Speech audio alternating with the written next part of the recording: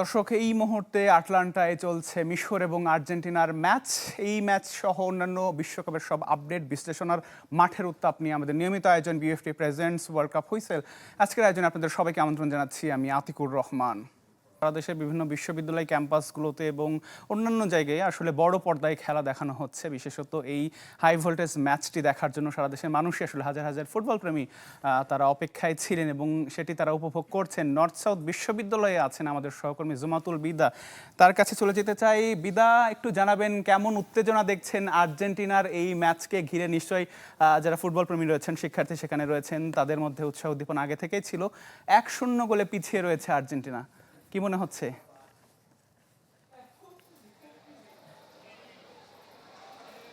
Atlanta সেই খেলার তুফান, সে বাতাস কিন্তু রয়েছে এই এনএসইউতেও। শিক্ষার্থীরা বড় পর্দায় কিছু যান্ত্রিক ত্রুটির কারণে খেলা দেখতে না পারলেও নিজেদের মুঠোফোনে দেখেছে। আমরা যে শুধুমাত্র আর্জেন্টিনার সমর্থক পেয়েছি তা কিন্তু নয়, এখানে মিশরের সমর্থকও রয়েছেন যারা নিজের পছন্দের দল হেরে যাওয়ার পর ভিন্ন দল সমর্থন করছেন। শুরুতে একজন মিশর সমর্থকের সাথে কথা বলবো। কি মনে হচ্ছে খেলায় আজকে মিশর জিতবে হোপফুলি। মিশর সমর্থনের পেছনে অন্য কোনো কারণ আছে কি আপনার? মিশর সমর্থনের পিছনে অন্যতম কারণ হচ্ছে আর্জেন্টিনার সাপোর্ট আমি জীবনে করব না, কারণ আর্জেন্টিনার যে কন্ট্রোভার্সি, যেই তার যে অতীত পাস্ট, এরকম কন্ট্রোভার্সিয়াল দল আমরা সাপোর্ট করি না। আমরা অসংখ্য ধন্যবাদ। তার প্রিয় বন্ধু এখানে রয়েছে, প্রিয় বন্ধুকে একটু জিজ্ঞাসা করি, আপনি আর্জেন্টাইন সমর্থক, কি মনে হচ্ছে এই যে বন্ধু মিশর সমর্থন করছে? হ্যাঁ, করুক, সমস্যা নেই। এখন তো হাফ টাইম তো গেলই, হাফ টাইমে পরে দেখা যাবে কি হবে আসল খেলা। এখন তো টাইম তো আছে, যাক দেখা যাক। আশা করি ভালো কিছু করবে, কোয়ালিফাই। কি মনে হচ্ছে খেলা দেখে?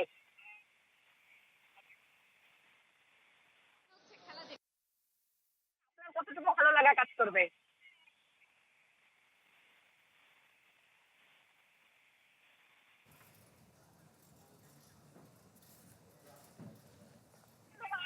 আমরা আর্জেন্টাইন সমর্থকের সাথে কথা বলবো, তার আগে আরেকজন ব্রাজিল সমর্থকের সাথে কথা বলবো।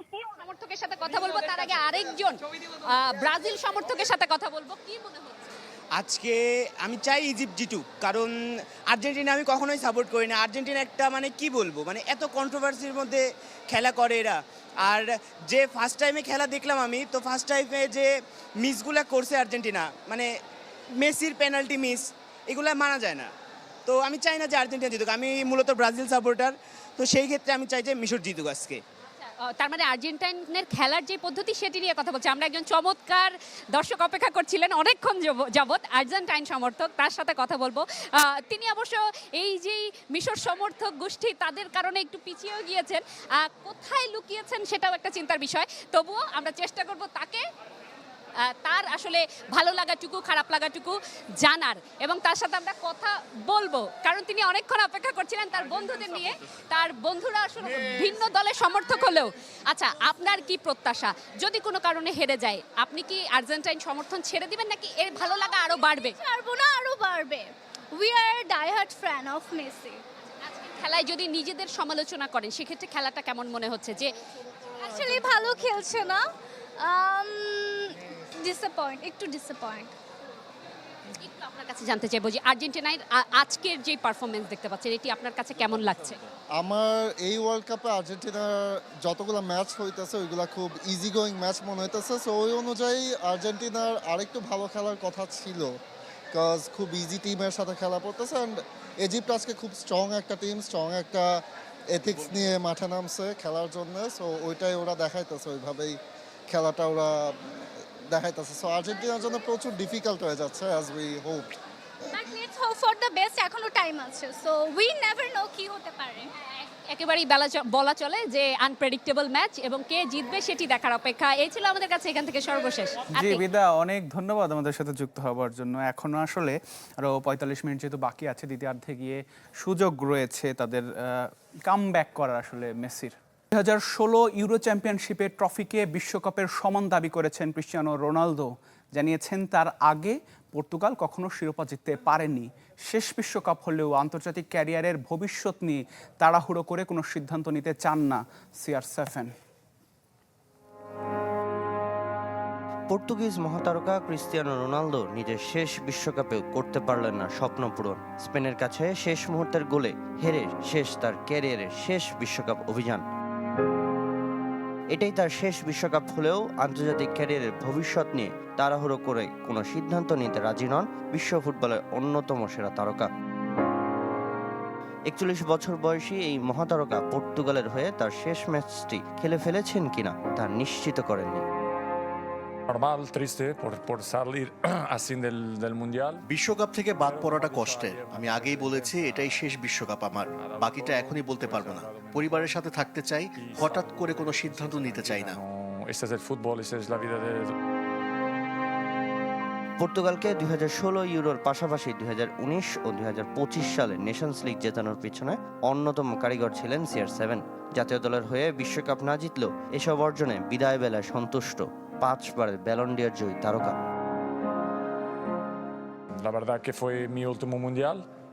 আমি নিজের সেরাটা দিয়েছি। পর্তুগালের হয়ে 3টি ট্রফি জিতেছি। আমার আগে পর্তুগাল একটি শিরোপাও জিততে পারেনি। আমি সন্তুষ্ট। 2016 ইউরো জেতা বড় অর্জন। সত্যি বলতে আমার কাছে বিশ্বকাপ আর ইউরো সমান মর্যাদার।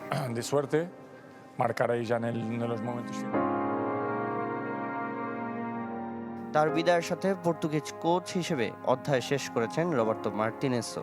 আগেই বলেছিলেন বিশ্বকাপের পর দায়িত্বে থাকতে আগ্রহী নন তিনি। বিশ্বকাপ থেকে বাদ পড়ার পর মেয়াদ বাড়াবেন না বলে জানিয়েছেন 52 বছর বয়সী স্প্যানিশ এই ট্যাকটিশিয়ান। সামিনী আসার, channel 24। BFT presents world cup whistle দেখছেন আপনারা। এই পর্যায়ে একটা বিরতি নিচ্ছি, ফিরছি একটু পর। বিশ্বকাপ ব্যর্থতার পর ছুটির আমেজে ব্রাজিলের ফুটবলাররা অরল্যান্ডোতে নেইমার আর ভিনি নিউ ইয়র্কে, কানাডায় পরিবারের কাছে ফিরে গেছেন কোচ কার্লো আনচেলত্তি। আরও একবার হেক্সার স্বপ্ন অপূর্ণ রইল ব্রাজিলের। নরওয়ের কাছে হেরে বিশ্বকাপের শেষ 16 থেকেই বিদায় নিতে হয়েছে সেলেসাওদের। তবে এখনই যুক্তরাষ্ট্র ছেড়ে যাচ্ছে না পুরো স্কোয়াড। আন্তর্জাতিক ফুটবলকে বিদায় জানানো নেইমার অরল্যান্ডোতে গেছেন পরিবারের সাথে সময় কাটিয়ে একটু মন ভালো করার চেষ্টা ব্রাজিলিয়ান পোস্টার বয়ের। ভিনিসিয়াস জুনিয়র আছেন নিউ ইয়র্কে। প্রি সিজনে রিয়াল মাদ্রিদে যোগ দেবার আগে ছুটি কাটাতে চান সেলেসাও ফরোয়ার্ড। দলের বাকিদের অনেকেই যুক্তরাষ্ট্রের বিভিন্ন শহরে চলে গেছেন, আর যারা ব্রাজিলে ফিরে যেতে চান তাদের জন্য চার্টার বিমানের ব্যবস্থা করে রেখেছে সিবিএফ। কোচ কার্লো আনচেলত্তি পরিবারকে সময় দিতে কানাডাতে আছেন। আপাতত কোনো ব্যস্ততা নেই। বিশ্বকাপ ব্যর্থতার পরও এই ইতালিয়ান ট্যাকটিশিয়ানে আস্থা রাখছে ব্রাজিল ফুটবল ফেডারেশন। সহকারী কোচ ডেভিড আনচেলত্তি চাকরি ছাড়ছেন তা নিশ্চিত। ফরাসি ক্লাব লিলে যোগ দিবেন কার্লো পুত্র। নতুন করে দল গঠনের প্রক্রিয়া বিশ্বকাপের পর শুরু করবেন কার্লো আনচেলত্তি। মাস দুয়েক পর আবারও আন্তর্জাতিক ব্যস্ততা ব্রাজিলের। 25 সেপ্টেম্বর টাউন্সভিল আর 29 সেপ্টেম্বর ব্রিসবেনে অস্ট্রেলিয়ার বিপক্ষে দুটি ফিফা ফ্রেন্ডলি ম্যাচ খেলবে সেলেসাওরা। অক্টোবরের শুরুতে আরও একটি এশিয়ান দলের বিপক্ষে খেলার চেষ্টা করছে সিবিএফ। সম্ভাবনায় এগিয়ে সিঙ্গাপুর।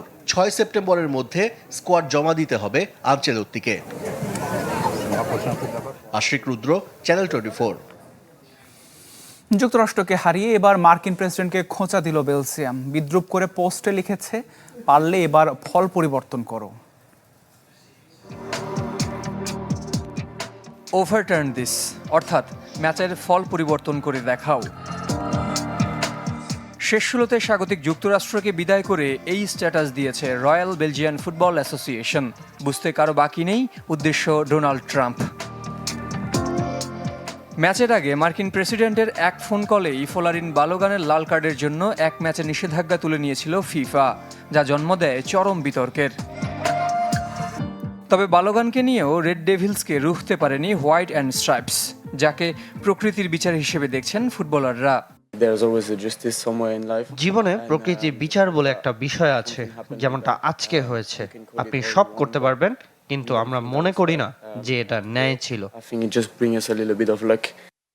সত্যি বলতে খবরটা শোনার পর আমরা মিটিং করেছিলাম, সিদ্ধান্ত নিয়েছিলাম মাঠে এর জবাব দিতে হবে। এই দলকে নিয়ে আমি গর্বিত। বসে নেই বেলজিয়ান ফ্যানরাও। জয়ের পর আমেরিকার মাটিতেই তাদের নিয়ে বিদ্রুপে মেতেছেন। ট্রাম্প কিংবা ইনফান্তিনো, তারা এটা করতে লজ্জাবোধ করেনি। সবাই জানে এটা ঠিক নয়, কিন্তু তবুও তারা করেছে। এমন কিছু করার জন্য ফুটবলের নিয়মকানুন কিছুটা ঘুরিয়ে ফিরিয়ে নেওয়া হয়েছে, আর এটা ফুটবলে এভাবেই কাজ করে। কিন্তু যেভাবে সবাই আমাদের পাশে দাঁড়িয়েছে তা ভালো। বিতর্কের মাঝে ট্রাম্পের পর মুখ খুলেছেন মার্কো রুবিও।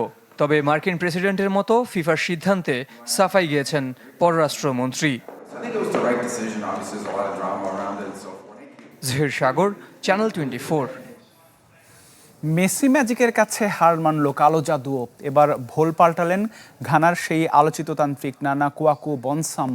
ভাই সম্বোধন করে বনে গেছেন মেসি ভক্ত।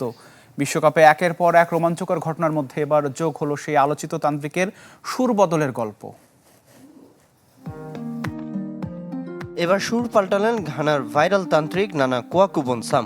শেষ 16তে মিশরের বিপক্ষে ম্যাচের আগে লিওনেল মেসির প্রতি প্রকাশ্যে সমর্থন জানিয়েছেন। যদিও রাউন্ড অফ 32-এ ভবিষ্যৎবাণী করেছিলেন কেপ ভার্দের বিপক্ষে হেরে বিদায় নিবে ডিফেন্ডিং চ্যাম্পিয়ন আর্জেন্টিনা, কিন্তু টেকেনি তার সেই ভবিষ্যৎবাণী। মেসি জাদুর কাছে তার আধ্যাত্মিক শক্তি যে একেবারে খাটেনি তা পুরোটাই স্পষ্ট।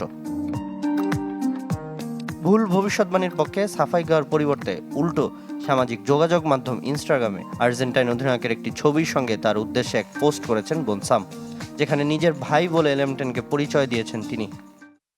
আমি নানা কুয়াকু বনসাম, তোমাকে আরও বেশি ভালোবাসি আমার ভাই মেসি। কফির শক্তি তোমার সঙ্গে থাকুক, সেই শক্তি এখনো তোমার সহায় হোক। ঘানার এই আধ্যাত্মিক ব্যক্তিত্ব এবারে আসলে অন্যতম চরিত্রে পরিণত হয়েছেন। ইংল্যান্ডের বিপক্ষে ঘানার ম্যাচের আগে তিনি দাবি করেছিলেন হ্যারি কেইনকে গোল করা থেকে বিরত রাখতে তিনি তার উপর জাদু করেছেন। এছাড়া তার ভবিষ্যৎবাণী ছিল এবারে বিশ্বকাপ শিরোপা উঠবে ক্রিস্টিয়ানো রোনালদোর হাতে। সেটাও মেলেনি। স্পেনের কাছে হেরে শেষ 16তেই বিদায় নিয়েছে পর্তুগাল। সামিন ইয়াসার, চ্যানেল 24। দর্শক, এই ছিল বিইএফটি প্রেজেন্টস ওয়ার্ল্ড কাপ হুইসেলের আজকের আয়োজন। অনেক ধন্যবাদ যারা এতক্ষণ আমাদের সাথে ছিলেন।